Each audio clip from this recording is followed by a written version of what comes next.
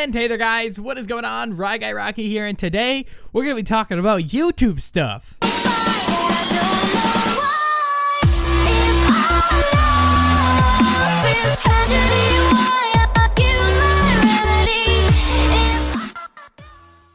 So today we're going to talk about YouTube. So many of you guys I know out there that watch my videos also do YouTube as well. Now, many of you guys produce videos every single day, just like I do. And I know that because you may not think so, but whenever someone comments on my video, if they have like a catchy avatar or catchy name, I usually will click their channel just to see if they have anything. Sometimes they do, sometimes they don't, but like, you kind of be surprised. It's pretty cool. I've found some people who watch my videos who are actually pretty decently sized on YouTube.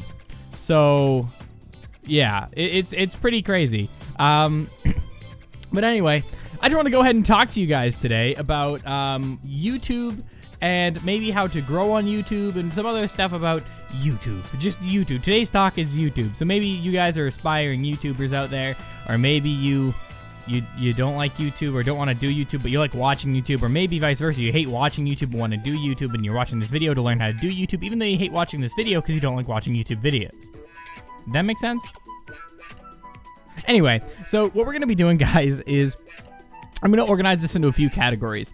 I'm going to talk about first how to initially start YouTube. Like, where do you begin? What are some of the best principles to follow when you first begin, and how do you grow that initial audience? Because YouTube is very exponential, and the hardest part is the beginning. Any YouTuber will agree with that, because statistics have shown that it's literally, you'll start pretty much flat. If we were talking about a graph here, your graph will start flat, and then it will slowly curve up very exponentially. Now, we're going to talk about that to start, is where to start on YouTube. Then we're going to go and talk about a little more advanced YouTube techniques, understanding your analytics, and making sure that everything is going well. And we also want to talk about, finally, we're going to talk about some things with subscriber burn and keeping up with YouTube. And if you want to see more about future careers in YouTube and gaming and stuff, I have a video on that, which you can find somewhere. It'll be linked in the description or something, or maybe I'll forget. I don't know. It'll be linked somewhere. So yeah, guys.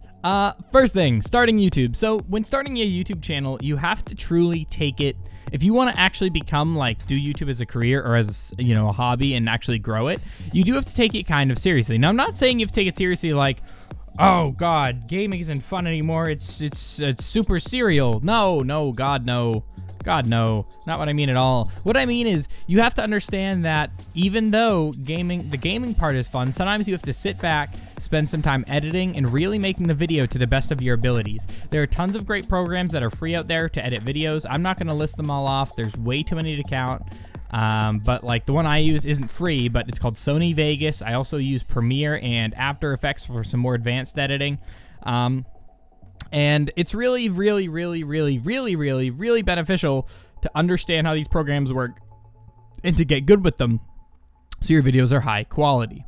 The other thing you're really going to need is you're going to need a microphone. So there is going to be some expense here with the editing softwares, the recording softwares, and the microphone.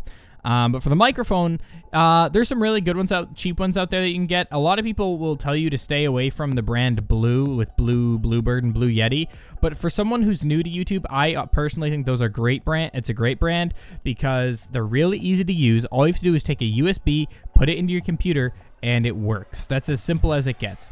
And with some of the other ones, you need mixers and all that. So I highly recommend just sticking with the the Blue Yeti or the Blue Snowball. The Blue Bluebird is a much more high-tech mic. You don't want to work with that right off the bat.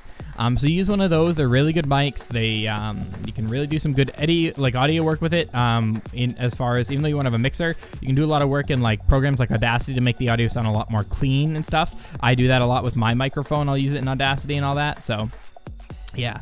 The other thing that you really, really, really want to do is get a good recording software. There's tons of them out there that are bad, and there's tons of them out there that are good. You got to find the one that you like the best. It's really personal preference. I know some people that will use a program called Fraps, which I despise and hate, and I've heard of people who hate the one I use, which is called DxTory. There's quite a few out there. I'll just list a few off here. Fraps, DxTory, OBS, and then there's Camtasia. So just a few right off the bat, and I believe Windows 10 has their own screen recorder now, though I don't know if it's any good, so don't don't use that unless it is good, in which case do use it, I guess. I don't know.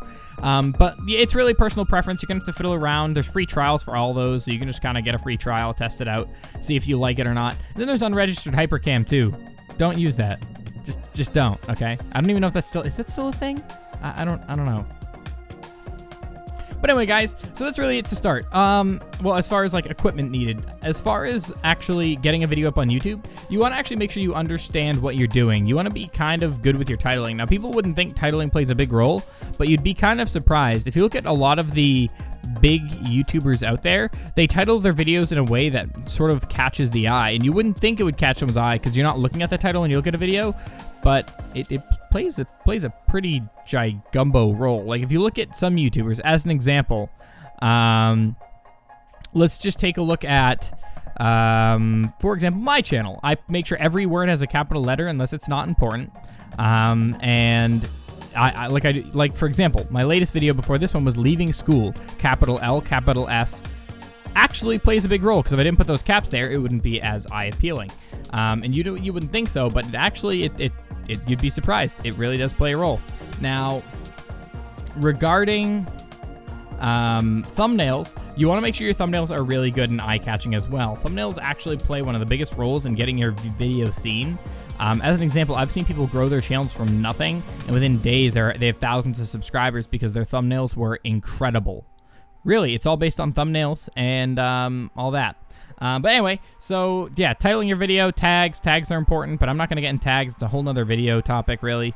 But yeah, so next thing, we're going to get a little advanced here. We're going to talk about your analytics. You want to make sure you understand your analytics. If you're like me and have a more kid-friendly content, that's because my analytics tell me that you guys tend to be on the younger side. Not all of you. There's many of you guys that aren't young, but I do have a lot of young kids watching. So of course I never curse in any of my videos anymore. I used to, but we're not gonna get into that. I stopped a long time ago, and I haven't cursed in over a year in a video. And it's bad to curse in videos for me because I know what will come of it. I know that it will reduce views if I curse and all that, so I stopped cursing, and it worked. So, you know, do I normally curse in real life? Yeah. Do I curse in videos? No. I'm a whole different person in my videos. Well, not really. I'm the same person, just minus the cursing part. But yeah, you get what I mean. So you want to understand your analytics, understand what they say, and really look into them when you get bigger. And I know this seems a little advanced, but it's truly important. And the final thing I can say is just to have fun doing it. If you're not doing something you love, then you're not going to enjoy it. And the reason I say that is because this is coming from someone who just made the decision, or yeah, well, in yesterday's video, talked about leaving school because I hate business. I'm in business school and I hate it. I hate it. I hate it. Hate it. With an H. It's a hate. And I want to switch to do YouTube full time because that's what I love. You want to make sure you love it, because if you don't love it, you're not going to enjoy it, and people are going to know, and you're not going to be able to be successful. So if you don't enjoy it, there's no need to do it. That's how I see it. Don't be in it for the money or any of that. Do it just because you want to. I guarantee you 90% of the successful YouTubers out there did it because they found it as a hobby, really enjoyed it, and then it just kind of went from there. And that's what happened with most of them. It's what happened with me. It's what happened with a lot of my friends. And it's honestly the best way to look at it. But anyway, guys, thank you a ton for watching this video. If it really helped you, smack a like. If you have another topic you want me to talk about, maybe I'll talk about it next week. Probably will. And yeah, thanks a ton for watching. And as always, stay beautiful and peace out.